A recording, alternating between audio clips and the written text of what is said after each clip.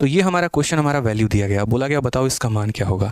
एक बच्चे को अच्छे से पता है कि यार तुम जब भी है ना नीचे ये रूट लिखते हो तो एग्जामिनर तुम्हें कंफ्यूज करेगा भाई, वो तुमको बार बार ऐसा ड्रामेबाजी वाला काम करेगा। छोटी संख्या पहले लिखता है, बड़ी संख्या बाद में लिखता है, छोटी संख्या पहले लिखता है, बड़ी संख्या बाद में लिखता है। इससे क्या होता है, इससे आपको परेशानी हो जाती है रेशनलाइज करने में। कभी भी इस बात को ध्यान रखना कि जब नीचे रूट में दिए हो और दोनों के दोनों प्लस में हो तो मेरे भाई बड़ी संख्या को पहले लिखते हैं। तो यहाँ पर √3+4 है ना, तो आप इसको √4+3 भी लिख सकते हो भाई। a+b को b+a लिख लोगे कुछ हो जाएगा। 2+3 को 3+2 नहीं लिख सकते हैं क्या, लिख सकते हैं ना। तो बस वही बात है। उसी तरीके से मेरे भाई नेक्स्ट वाला पार्ट समझना, 4 5 है ना, तो उसको यहाँ करने दो मेरे भाई। आप तो पहले 5 लिखना, फिर उसके बाद कितना लिखना, तो बोलना फिर हम 4 लिखेंगे। उसी तरीके से वो वहाँ पर 5 और 6 लिखा हुआ है, तो ऐसे ही सारे काम आपको करने हैं कि बड़ी संख्या पहले, छोटी संख्या बाद में।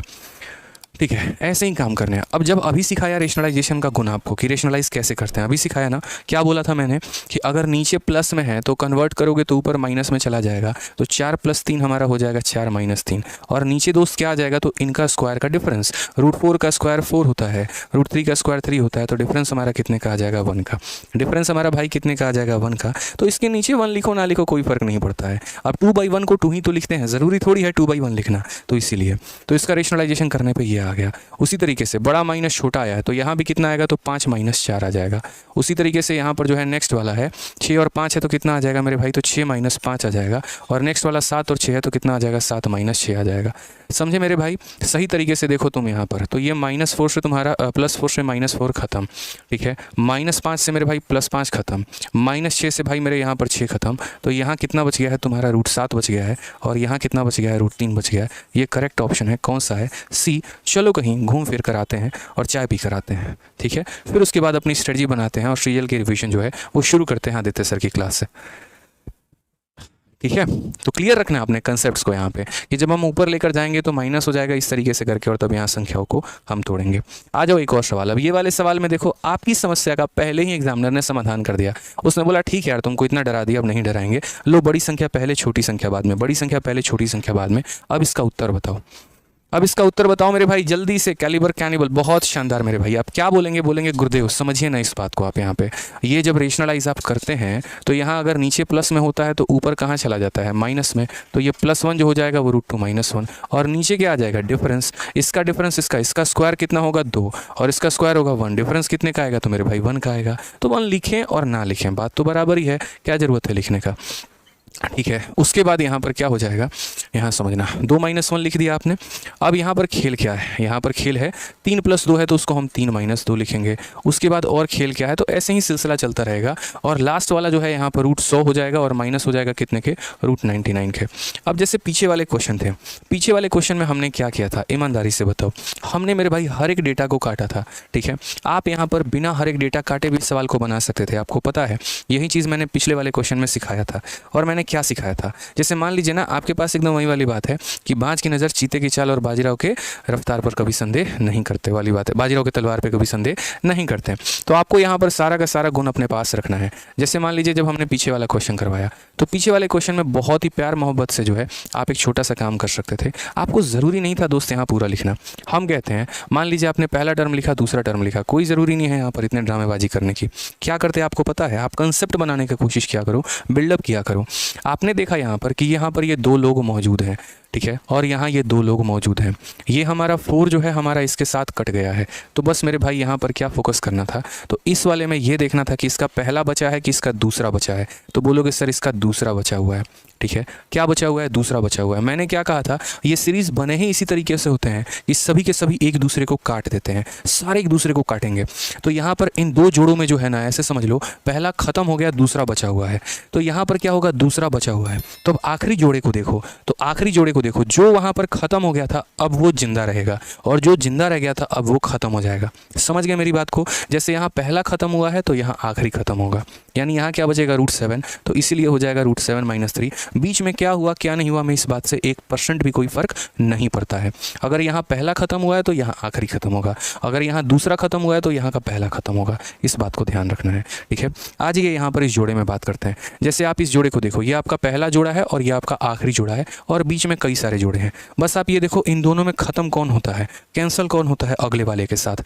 तो आप यहाँ बोलोगे सर देखिए ये पहला वाला हमारा ख़त्म हो गया है, तो पहला वाला ख़त्म हो गया, तो इन 2 जोड़ों में ये फर्स्ट टर्म है और ये सेकंड टर्म है, तो यहाँ सेकंड टर्म बचा है, इसका फर्स्ट टर्म खत्म हो गया है, जो यहाँ पर खत्म होता है वही यहाँ पर बचता है। यहाँ इसका फर्स्ट टर्म खत्म हुआ है ना, तो यहाँ पर इसका फर्स्ट टर्म बचेगा, और फर्स्ट टर्म कितना बचेगा हमारा 100 बचेगा। और जो यहाँ बच गया है सेकंड टर्म बच गया है, तो यहाँ का सेकंड टर्म जो है इसके पिछले वाले के साथ हमारा क्या हो जाएगा, खत्म हो जाएगा, सर्वनाश हो जाएगा उसका। ठीक है, रूट 100 का मान 10 होता है और 10 - 1 आंसर कितना आता है, 9 आता है। तो इस बात को ध्यान रखना है दोस्त यहाँ पे कि एक टर्म होगा तो उसके अंदर जाहिर सी बात है 2 लोग होंगे। ठीक है, बस ये देखो, अगर पहला खत्म हो गया मेरे भाई यहाँ पर तो पहला बचेगा, दूसरा खत्म हो गया तो दूसरा बचेगा, जो वहाँ खत्म होता है वो यहाँ बच जाता है। बीच वाले टर्म से आपको कोई लेना देना नहीं है, वो आपके प्यार मोहब्बत की बात नहीं है यहाँ पे। चलिए, तो इसी के ऊपर एक हमारा सीजल में 29 जनवरी 2022 को एक क्वेश्चन पूछा गया, और ये हमारा एक लास्ट क्वेश्चन है इस सीरीज़ के ऊपर है। इसके बाद हम आपको दूसरा वाला कंसेप्ट बताएंगे। भाई इतने प्यारे प्यारे कंसेप्ट लेकर आया हूँ, 3000 लाइक तो हो जाने थे। बताओ मज़ा नहीं आ रहा है? अगर मज़ा आ रहा है तो थोड़ा लाइक करके बताओ सेशन को, तब तो मज़ा हो रहेगा ना, बढ़ेगा ना। आप लोगों की है ना, जहाँ पर जिस पॉइंट पर कन्फ्यूजन होता था ना भाई साहब, 50 बच्चों को बिठा के पूछा है बाकायदा, किस पॉइंट पर दिक्कत है वो बताओ, उसके एनालिसिस करने के बाद उन्हीं क्वेश्चंस को लेके आ रहा हूँ जहाँ बच्चा फंसता है। अब मेरे पास मजबूरी भी है कि समय कम है, अगर मेरे ऊपर सर्च इंडिसेस के ही तुम 5 क्लास दे दो तो पूरा पढ़ा दें यहाँ पे, बट वो बात है ना कि हर टॉपिक को एक एक क्लास में मुझे निपटाना है। जल्दी बताओ, आ जाओ।